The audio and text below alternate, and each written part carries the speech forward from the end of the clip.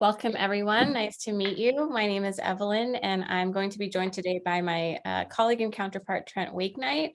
Unfortunately, he's going to have some camera issues, so you'll get to hear his voice, but see my face. Um, we're really excited to present for you all today on tips for achieving inclusivity in meetings. And we wanted to start off by introducing ourselves. I'm a graphic facilitator and consultant with Blue Beyond Consulting.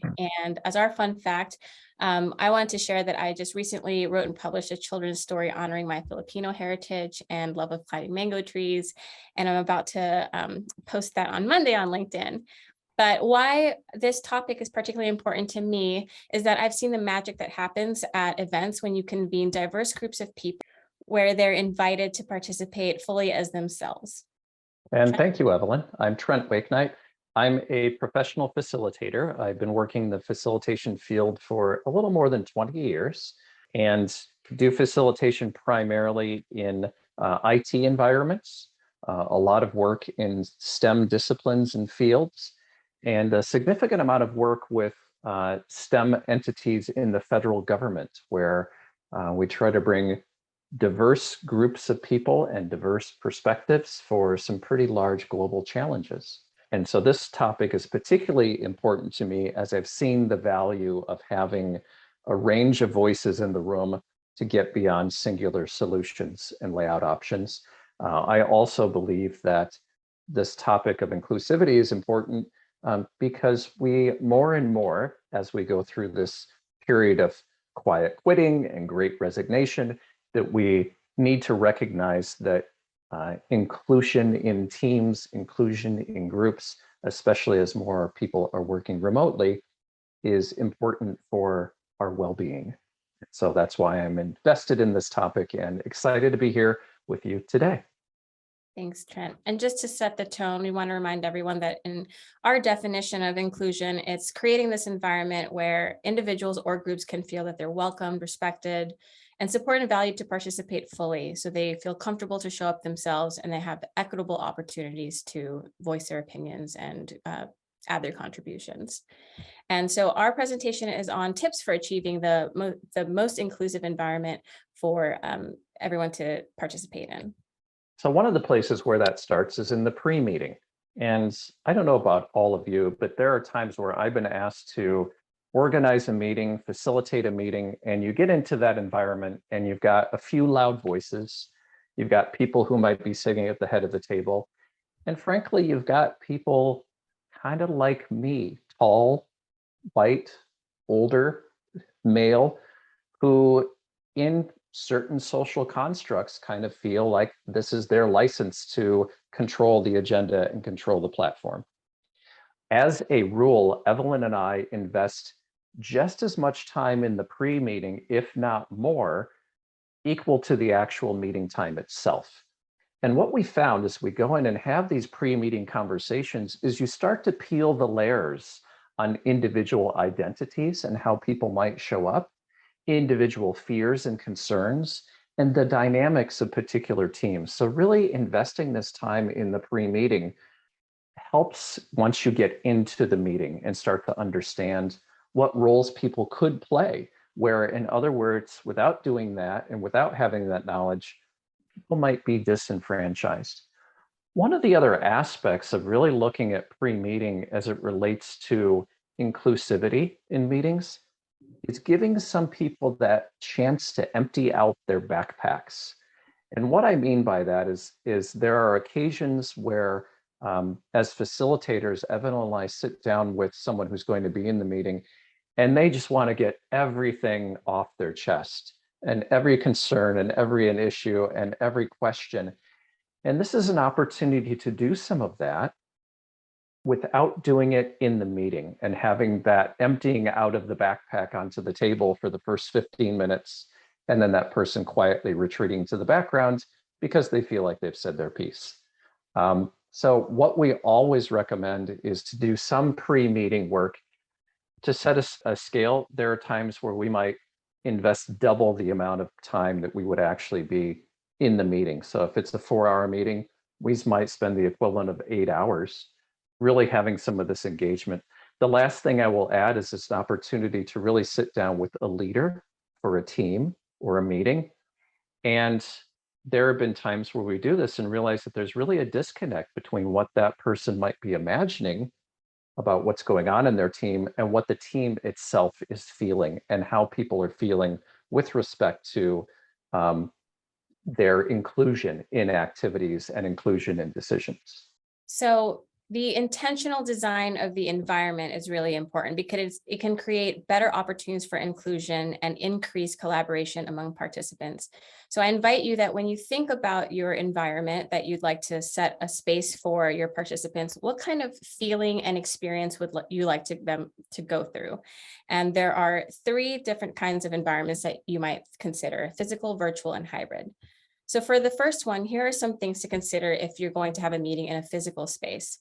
There are places that are more conducive to collaboration than others. And what we would recommend is, if it's possible, to choose a venue that has an open floor plan, open setting. This allows a free form of access to different rooms among participants. And if it could have modular furniture that allows you to shape shift the environment to the needs of the group, that's even better. Just like the intentional design of a product, sometimes taking away certain features or certain things might be as intentional as adding them. So for this instance, think about whether you actually need tables. Tables can often be barriers between the creative energy between participants. And then for name tags, how about just having their first name really large rather than their last name, the business or organization that they're tied to? This actually creates an opportunity for people to discuss and converse more by asking those questions. The great thing about having your first name really big too is it emphasizes the importance of those personal relationships. Tied to that too, with a dress code, imagine if you were in a military setting, invite people to come in more casual or business casual clothing so that you can leave rank and title at the door. So again, considering even the design of the name tags, the dress code that you invite participants to show up in very intentionally sets a certain kind of tone and space for your meeting. Music is great too. It energizes people. It reminds people that they're experiencing something new and different than their usual day-to-day meetings. However, be thoughtful again about the participants in the room. Are you choosing music that will be enjoyed by all, that is respectful of all cultures and religions, et cetera, especially if you're going to be doing meetings in global settings? And dietary restrictions. When you're doing this great work and you're thinking through big problems, you're going to get hungry and you want people to be energized and have full bellies. But how disheartening is it if you are a vegan and you show up to a meeting and there's nothing for your dietary restrictions, or you have a gluten-free needs and there's nothing there for you too? So all of these things really make or break an experience for participants feeling like they've been thought of and considered. For a virtual setting, what's great about the new meetings that are being convened today is that it actually allows for increased accessibility at times, right? For global teams like you all, you're able to meet in the virtual setting, and it's more accessible in that way, and that you don't have to consider flying across the globe to get to meet with your team members. There are lots of meeting platforms that are available today, like Airtable or Remo, and tools like Miro, which is an online collaborative tool where you could have virtual stickies that you can participate in. Closed captioning is really helpful when you're using Zoom for those who might have hard of hearing. Also, there are tools like Otter.ai. It's an AI that actually transcribes discussions and meetings. In our meetings at our company, we actually also include our pronouns next to our names. This invites people to feel comfortable to share what they feel that their identity is, and allows you to be respectful of those identities as well. Recording the meeting, just as we're doing today, invites accessibility for those who are not able to be present or might have difficulty with their Wi-Fi's and drop in and out. And then the day and time of your meeting is really important, not just for accommodating these global team members that you might be trying to convene at the same time, but also be mindful of cultural and religious observations that might signal to your participants that you may or may not have considered their needs if you pick a day that lands on a major holiday for them, perhaps. Finally, hybrid. This is the most challenging environment, I believe, to convene team members, because when you're in person together and when you're virtual together, you can really focus on that group. But with hybrid, there's an added level of complexity. And if not done properly, you can actually have a poor experience for your participants. So considering things like making communication equitable and really making sure that the people in the room and the people that are on the virtual setting are able to go back and forth in their communication, having the right pace, reminding those that it might be more draining for those on the computer to be sitting through a meeting for several hours at a time, and making sure that there's breaks in between. And then choosing the right technology to support the inclusivity. I remember hearing an anecdote one time of an attempted hybrid meeting where someone took a laptop, brought it into the back of the room, and the virtual participants could barely see what was being written on the whiteboard. And then the in-person people went off to lunch without saying goodbye, shutting down the Zoom, and really didn't engage much with those in the virtual setting. That's not what you want to accomplish. So this is really actually like designing a television production. And I would invite you to be very, very thoughtful about your design of a hybrid meeting and to do it right so that people can feel included. Yeah, thanks, Evelyn. And wow, we could spend an entire afternoon just talking about the hybrid piece. In fact, Evelyn and I have developed kind of a curriculum that looks at some opportunities within the hybrid meeting space. What you're seeing here on the screen is a template that Evelyn and I like to use to kick off a meeting. This is called an OARS chart. OARS is OAAR, Outcomes, Agenda, Agreements, and Rules. And whether provided on a screen, in a remote environment, whether provided as a handout, what this template attempts to do is create a level playing field from the very start of a meeting. And so coming into it, everybody understands and agrees on the outcomes. Everybody has a chance to look at the agenda. Everybody understands these agreements or ground rules for how we might operate together and how we might interact. And then the roles that individuals would play as a part of that meeting. I invite you to think back to the last large meeting you may have been a part of, where coming into it, perhaps there was disagreement about what was to be achieved, or perhaps you didn't cover any ground rules on how we might interact. I can think of the meeting just before this that I was a part of, where we had one colleague who really ran the show and was really the dominant speaker, and it really excluded a lot of others because the host of that meeting had not taken the time to really talk about how we were going to interact and what we wanted to achieve.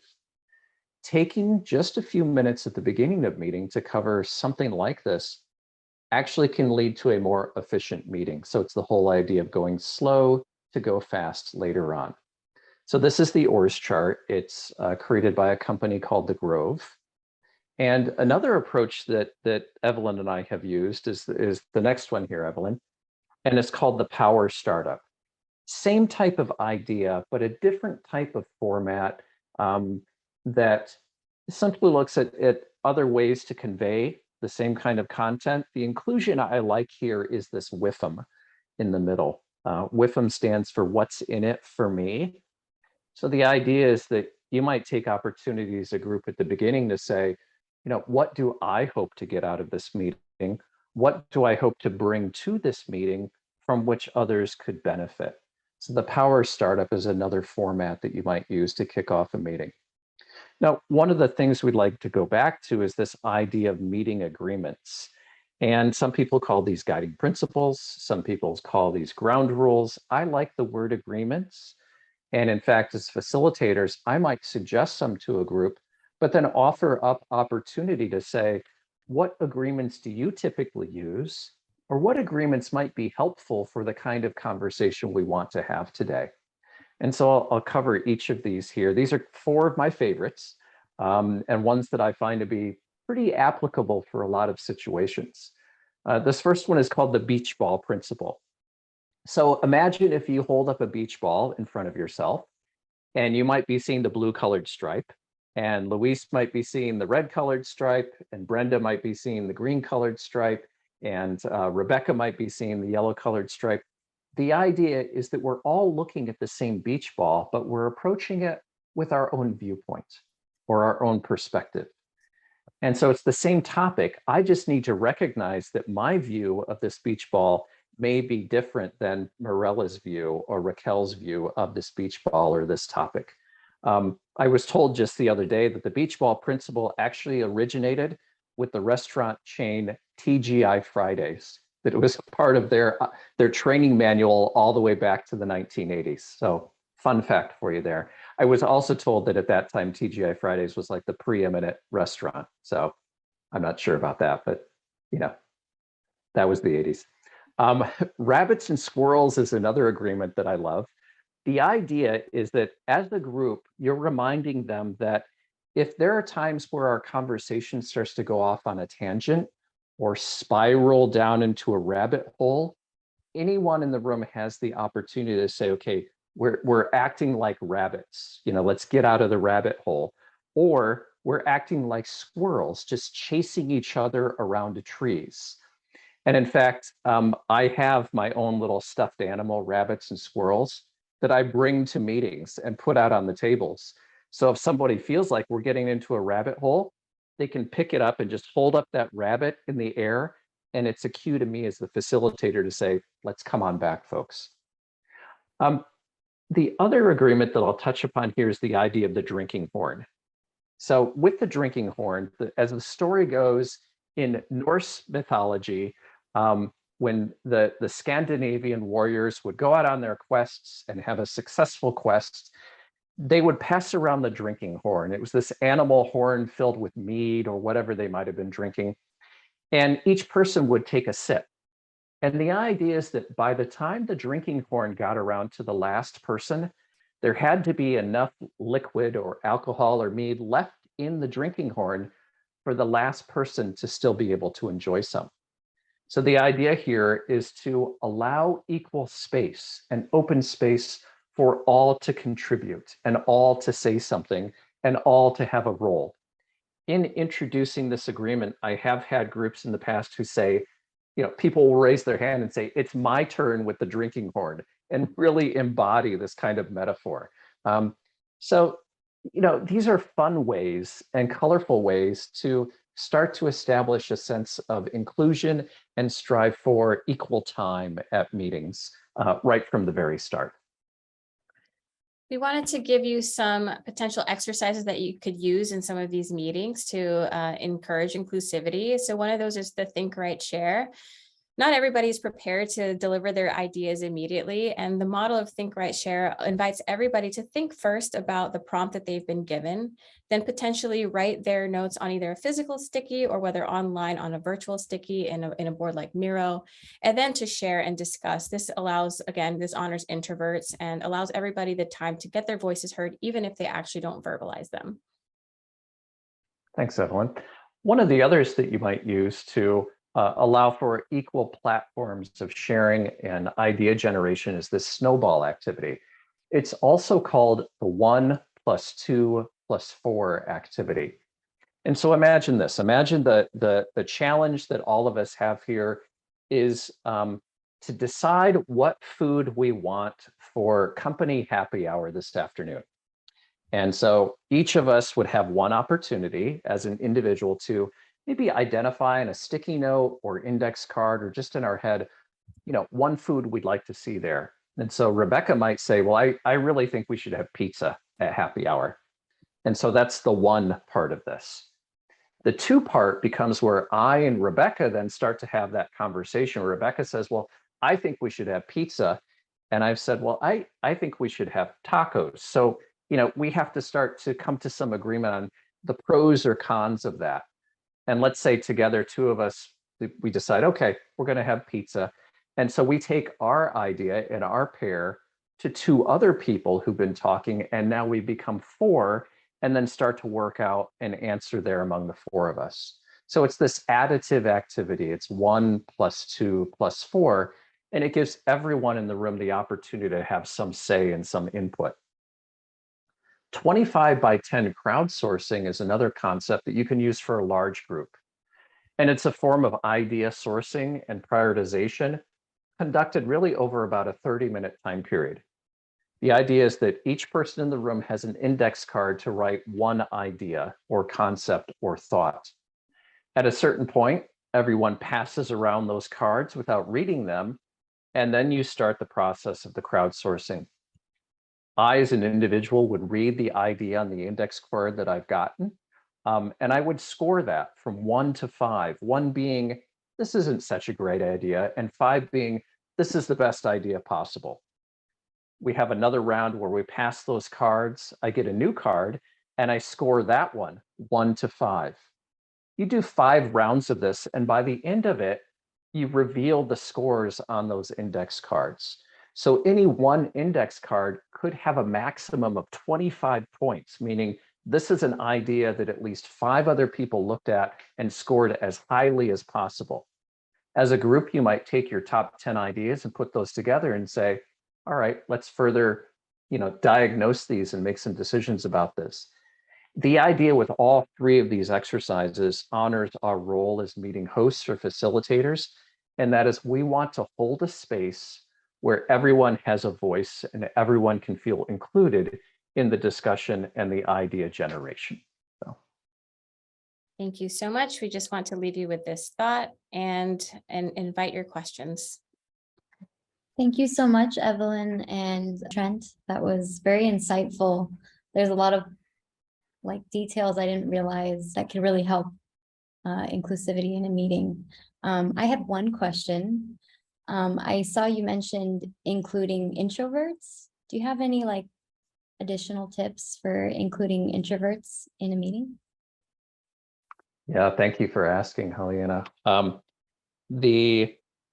One of the basis for the facilitation method that Evelyn and I use is the premise of visual meetings.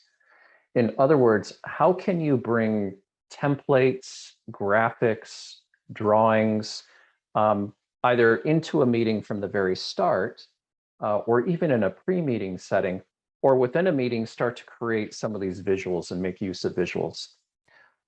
What has been shown really over decades now is the use of visuals in meetings can start to level that playing field and give opportunity for anyone in the meeting to have equal access to a concept or an idea or a strategy. Now, in terms of incorporation of introverts, there are a variety of exercises that can be incorporated into evaluation of a concept or idea. Sticky note exercises that don't require, someone to have a loud voice in the room.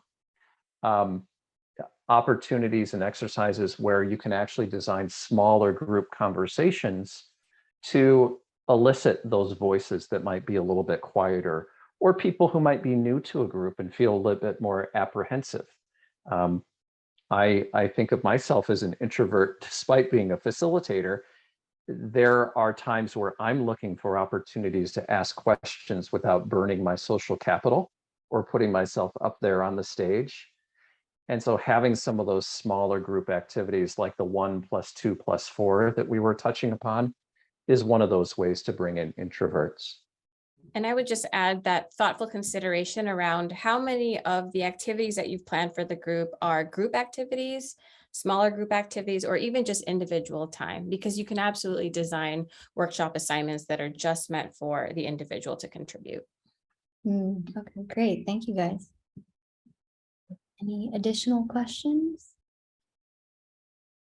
So Evelyn, Trent, thanks for sharing. I think about some of the stuff that just for context, I've been able to go through some of things that Evelyn has facilitated, and now that I'm thinking about and seeing your approach, I'm like, oh, I understand now. How some of that, yeah. But I also notice on our team we have that specialize in different levels of facilitation here or focuses. I wonder, does some of these always need a facilitator? Because if everybody's being considerate, at what point does someone either take the lead, or is that intentional as well, that the facilitator is the guide through the discussions? I think Trent can add some more thoughts around this too, but I will begin by even, some of our breakout groups that you've participated in. Clear instructions to the group of meeting participants is always appreciated and intended. And so when we released people to go to the breakout rooms, we would have assignments there with clear instructions. And sometimes those instructions said, self-select a facilitator among you to guide the group in this exercise, or self-select among you somebody to report back to the group when we all convene together. But the role of the facilitator as maybe someone neutral, objective, is actually really needed at times in really disparate groups where there might be differing opinions, or as mentioned with the rabbit and squirrel activity, or not activity, agreement, that sometimes you might need someone to draw the group back in. Trent, what would you add? I wonder if I might be able to do a quick screen share here. Did you Give just that a try? Did you say I wander as a pun? Very good, Evelyn. No, that wasn't intentional, but I do like it. So let's wander over to this. I agree with what Evelyn has shared. And what I keep in mind for meetings that might not involve a facilitator is recognition of the different personalities or people who might show up. And within kind of the framework of team performance, we often find there are these four types of personalities. We have those who are the visionaries and the strategists at this upper level, who are saying, imagine all that's possible. We have the creatives who might harness some of that and say, and it could look like this, and here are all the people we should talk to about it. You get down to a level below that, and you have people who are kind of asking the what question. What could this look like? How do we lay it out on a time frame? What are the technical details of it? And then at this bottom level here, you have the people who are asking the how question, the operators, the decision makers, and those producers who are saying, we got to get it done. It has to happen now. Now, imagine yourself as one of these. For those of you who are the visionaries coming in and saying, the sky is blue. Imagine all of the possibilities. Imagine what we could do. And if you're a producer, kind of the bottom line type of person, you're saying, that's great. What are we going to do for Monday morning? We need to get this done. And so what I'm suggesting here is in thinking about meetings where you might not have an appointed facilitator, recognition that all of these different personalities could show up, and being prepared that number one, the kinds of conversations where you have diverse personalities may take more time than we give them. Yeah, what's something you may have experienced in a meeting where you felt like there was a technique or an idea or an agreement that allowed for greater inclusivity and more voices to be heard? Yeah, I can share. I had there was a meet once where the team was feeling very in a bad position, and there were some people like bringing down the ideas and the morale. And I don't know if you're familiar with it, but we did like the pirate ship exercise. And so what we said was, okay, if we were the anchor, what would be all the things that are weighing us down? And we like everybody like thought the negative stuff.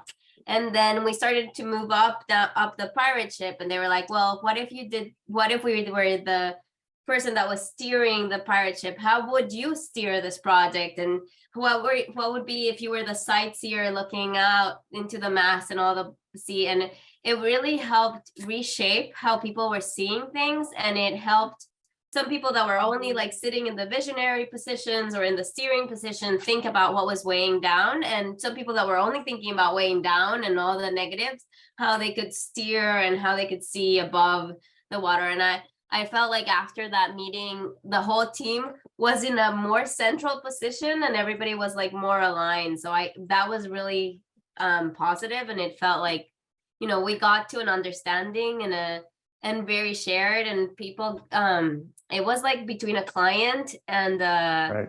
and the company, and like there was a lot of tension, but it felt like everybody was able to. Yeah. And one thing that you're highlighting for me, Marianne, is the use of metaphor, right? And it's one thing to go in and just have a conversation face to face about what's going wrong or what's going well, but to create this container of metaphor. And if you look at advertisers, they do this so well. Take a company like Nike, they're in the business of selling shoes and clothing. But if you look at their advertising campaigns, it's about independence. It's about individuality. It's about so many other themes that aren't necessarily about their product. And so it can be more inviting and less about just a direct product or idea or confrontation. So the use of metaphor is one of those containers that can create inclusivity. Yeah. What about others? I think the beach ball, tossing the beach ball around, I guess, in a physical space with a microphone in it was something that stood out to me. And then also the other one was setting up physical space intentionally where people were facing each other and not just talking to a whiteboard or talking to other things, but really made it personal when we're presenting an idea or a thought or answering questions. Those were the little things, and also just including maybe Legos or things that people can maybe touch and feel while they're discussing or talking about topics, added to, I thought, maybe bringing the conversations to something that felt more personal than just, you're in a classroom style setting and someone's talking to you from the front. It feels very different than a lecture. So yeah, Right. I'm thinking now of all these different things over the last few years, of all these different workshops that had intention. Trent brings fidget spinners or different things to fidget with because, Right. everyone learns differently and some people might need that added tool while others don't at all. And I've seen our participants come in with notebooks because they know that for them to learn and take the most out of the meeting that they need that. But as a facilitator, you might thoughtfully already provide notebooks and pens for those who might need it. Anything for you to add, Trent? One of the mottos that Evelyn and I use is that we have to have a different type of meeting for a different kind of conversation to occur. And so if we get into the pattern of our usual types of meetings, we might always end up with the usual types of results. And if we look at it from an inclusivity perspective, we may also continue some of those patterns of exclusivity and disenfranchisement. So, Luis, to your point about seating arrangements or kinesthetic activities, I'll tell a quick story. One of the best meetings I've been a part of was at the Pentagon. And I was there meeting with a team of military officers, and a 3-star general walked into the room and started describing this concept. And he could tell that everyone around the table just wasn't getting it. So he walked over to me, standing at the wall with a piece of paper and markers in my hand. And he said, "Give me a marker, please." Started sketching this thing out. Everybody got up from the table, walked over, picked up markers, and everybody in there, these were top military leaders, started sketching out on this piece of paper together and drawing pictures.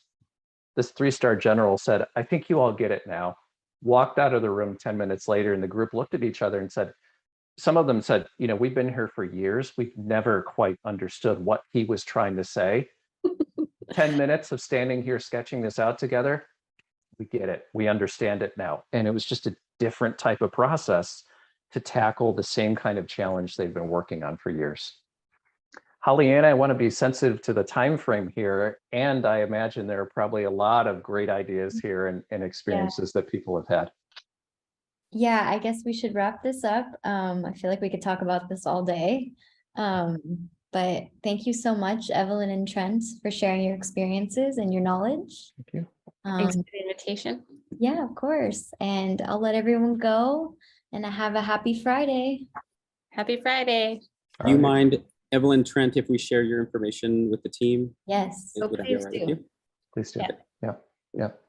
All right. Thank you all. All right. Thank you. Thank you very much. you.